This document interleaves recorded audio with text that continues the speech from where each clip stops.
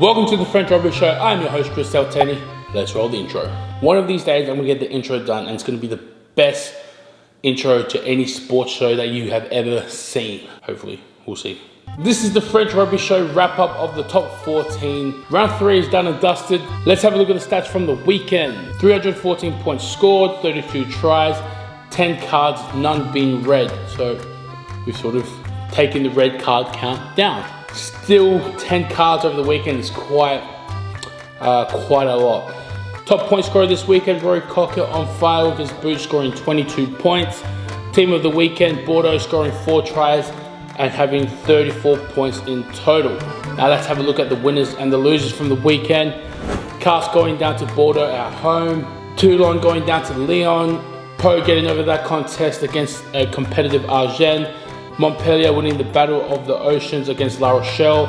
The men in pink against Bayonne get the win. BvC Clermont in their derby, and then Toulouse winning over Racing for the first home game of the season. First game of the round was Castres versus Bordeaux Bègles. I mentioned last week that Bordeaux need to find some consistency in this game and in their first away game.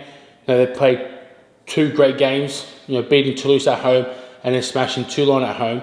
Now they just needed to have their first away game and try and, as I said, find the consistency, keeping that momentum going, because there's no point in having 2 solid games and then coming for your first away game of the season, losing by 20 plus points. And on the other hand, with Castres, they needed just to be more effective in their game plan. As we saw against Montpellier first round, things weren't really working for them.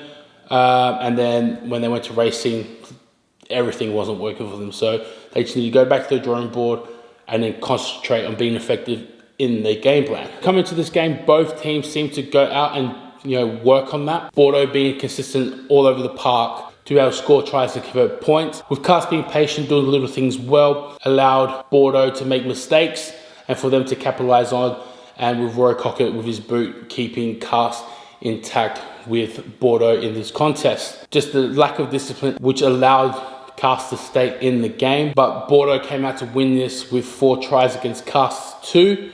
Matthew Jagger having another solid performance, scoring another chip and chase, bringing his total for 3 of the season. And a big what the f moment, 2 video referee calls, 1 for a disallowed try and 1 for an allowed try, and both calls going against Bordeaux.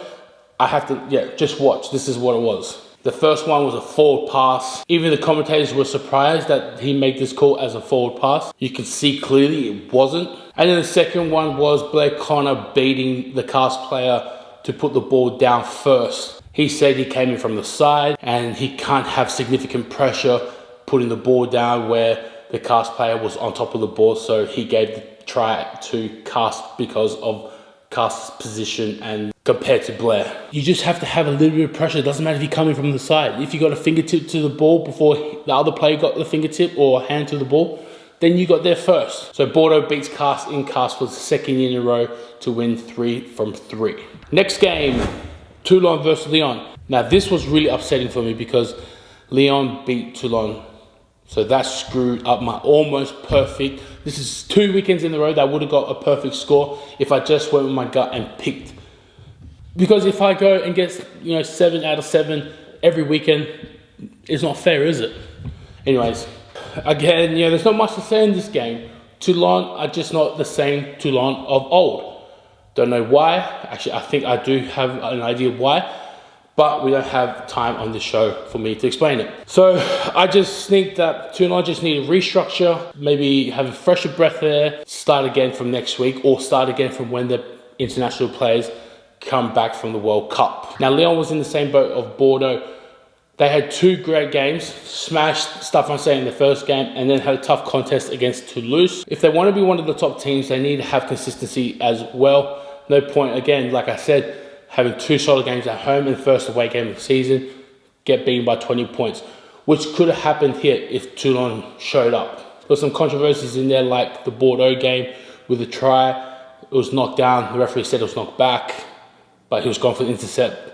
Anyway, he picked up around 60 metres and scored the try. It sucks a bit to see like a club like Toulon, where 3-4 years ago they were untouchable, they were just dominant, like both in the European and the top 14 domestic comp, sort of in the same boat as they were last year, having a mediocre season to what looks like another mediocre season. But Leone, on the other hand, are a club that's showing their dominance and will be at the top of the table come season and playing finals footy for sure. Anyways, that's the way the cookie crumbles, and Leone picking up all the crumbs, getting 4 points in this contest. Third game of the weekend, Pau versus Agen.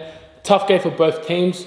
Both kickers not on point, which cost some crucial points for Agen. Agen missing out on the defensive bonus point with final score being 18-12. I don't know how that works. I thought you get a bonus defensive point if you lose by less than 7. They lost by 6. So whether maybe they've changed the rules for the point system, I have no idea. If you know, please let me know. This was a must win for both teams to help state their claim for staying in the top 14 next year. Again, with Pau, with their experience in the top 14, they should have blown Agen away. In saying that, credit to Agen, who showed up and played really well and were dominant just right till the end, until they let it slip defensively, with Pau crossing over to win the game. Game 4 of the weekend, Battle of the Seas. The Mediterranean Ocean versus the Atlantic Ocean. Montpellier versus La Rochelle. First time ex-La Rochelle manager Xavier Ngabajosa against his former team. Slow start for Montpellier, with La Rochelle getting the early points into the half, and with La Rochelle never beating Montpellier at home. La Rochelle got off to a blazing start, getting first points on the board. La Rochelle has never beaten Montpellier at home, and they were on fire, and I was looking at another L in my tips for this weekend. Montpellier seemed to climb back with some great team tries, with Paul Valemsi, South African-born international, crossing over for 2 bulldozing tries from 5 meters in. A guy who's 1.90 meters, about 125 kilos, 5 meters out. Who's going to stop him? La Rochelle coming up short in this contest, with prop Winnie Antonio saying in post-match that they wanted to perform well in this match and come out here and get the win. That in the first 60 minutes they came at full pelt, guns blazing, and had nothing left in the tank in the back end of the game. Another what the f*** was for Tuerco Barlow making the try-saving tackle. Actually, we'll watch the footage. He's done everything right here. Comes in, makes a perfect tackle, gets to his feet, comes around the gate. You see daylight there, he releases. He's got enough release time off the player, and then attacks the ball, and he gets yellow carded. For me, this is another card decision, with many other card decisions this year already in the top 14, which is a letdown, and another letdown for referees here in France. Don't know if they have a review system every weekend to review their calls and review the actions of the game, but this was a terrible call. Anyways, Montpellier making it 2 from 3, being undefeated at home this year. Game 5, we head to the French capital, Paris. So Stade Francais also opted for a new pitch this season, going full synthetic. Like Stade Francais getting their first win of the season at home, and much needed 4 points, crucial 4 points for their season ahead. Bayonne were hoping to recreate their first win of the top 14 against the men in pink, like they did against their neighbours Racing Metro. The score at halftime would have made you think that Bayonne were in for a long day at the office. Halftime score was 27-10, letting in 3 tries, doing more defending than attacking in the first half. Bayonne showed their fight in the second half like they did in games 1 and 2 to go in for 2 tries. Stade Francais seemed to be passengers, luckily to score 2 penalties to give them enough to go through with the win 33-27, sorry. Now again, Bayonne should at least got 1 point for the bonus losing points. They finished behind with 6 points, but then again, they didn't get it. So I don't know what the criteria is. So again, if you know, let me know. Now, I just want to talk about this try from Bayonne.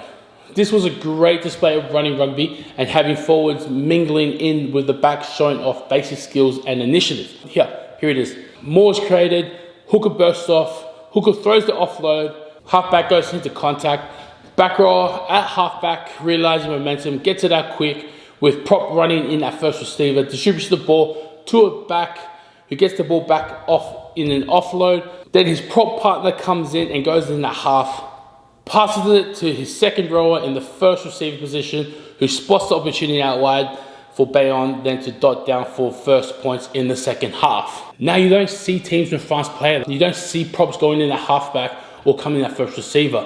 Like I said, if you're a forward in top 14 in France, you only use for 3 things: decoy, decoy, decoy.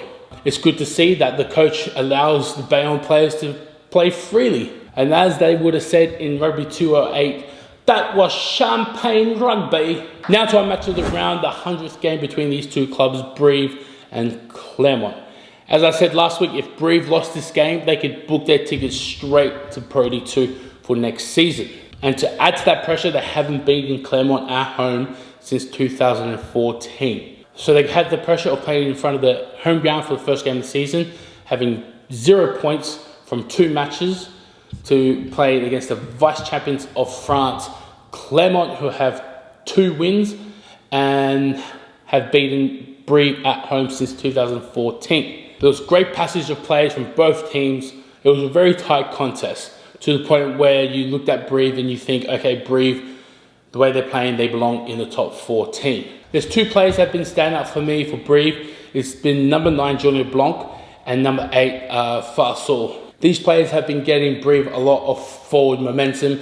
The way Farsal carries going forward gives great platform for Julien to dart off the back of the rock like he does to get his backs on the front foot. Brive scoring the majority of the points in the first half to go into the second half defending a motivated Clermont. Brive going to halftime were 22-7. Now the game finished 28-21. Clermont did really well, showing their experience and their composure to come back and score 2 great team tries, but were only to be let down by having 2 yellow cards in the game, which gave the opportunity for Brive to kick the points over to extend their lead and to eventually get the win 28-21. Well done to Brive for getting the much needed 4 points to kickstart their season off. Clermont with their first loss of the season. Now my question is that Brive's best performance? I certainly hope not, because they have a long way to go. The calculation is if they win all their home games and get some points away, they should be safe. But they need to perform. They need to play better than they did against Clermont, especially in the second half, letting in, how many points they let in the second half? 14 points in the second half. Last game of round 3, Toulouse played their first home game of the season, welcoming the Racing Men at home, and also played the first game on their hybrid pitch. Like I was saying last week, it's half synthetic and half real grass. Now, I've been saying people have been questioning Toulouse to see if they can live up to the championship standards of last season. I've defended them. I said, yes, they could, because they've got players, even though they're missing the international players, they've got players mixed in last year who were part of that winning squad that could cover with the depth that they have. I'm starting to second guess that.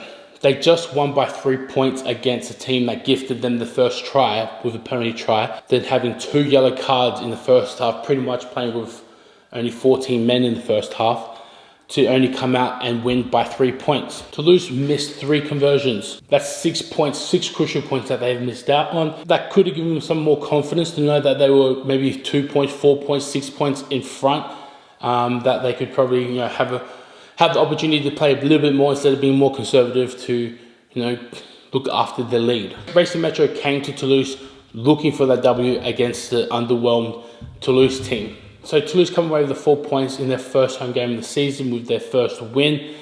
I think it's going to be a lot tougher than they thought getting points, especially at home and away, until the internationals come back.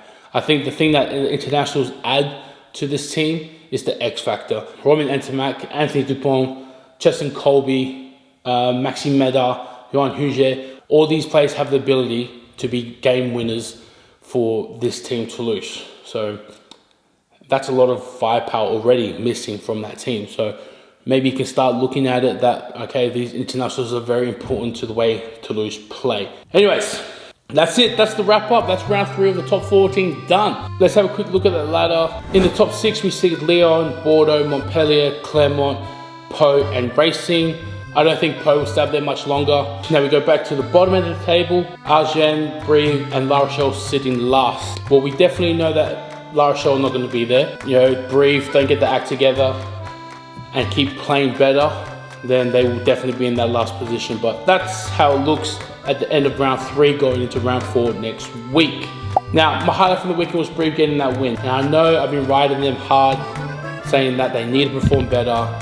They need to get the act together. It's only because Brive is very close to my heart. It was the first team I came to when I came to France. So I'm hoping that they do well so they can stay up in the top 14. Try of the weekend, obviously spoke about it before, was Bayon's collective try. Just love seeing Cobbs at first receiver, even at halfback as well.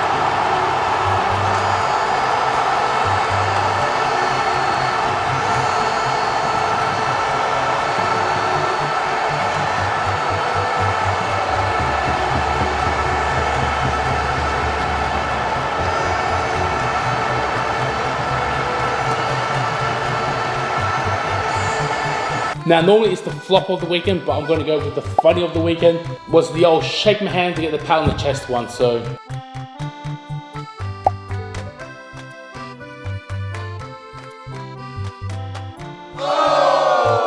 That's it, we've finished round 3, done for the top 14 2019-2020 season. Make sure you tune in next week, Friday morning, for the next upload of the French Rugby show. Thank you for watching, thank you for your time. If you enjoy the show, you want to support the show, all you got to do is smash that like button, subscribe and share with your friends. But until next time, I'm your host Chris Elteni. This is the French Rugby Show, signing off. A bientôt.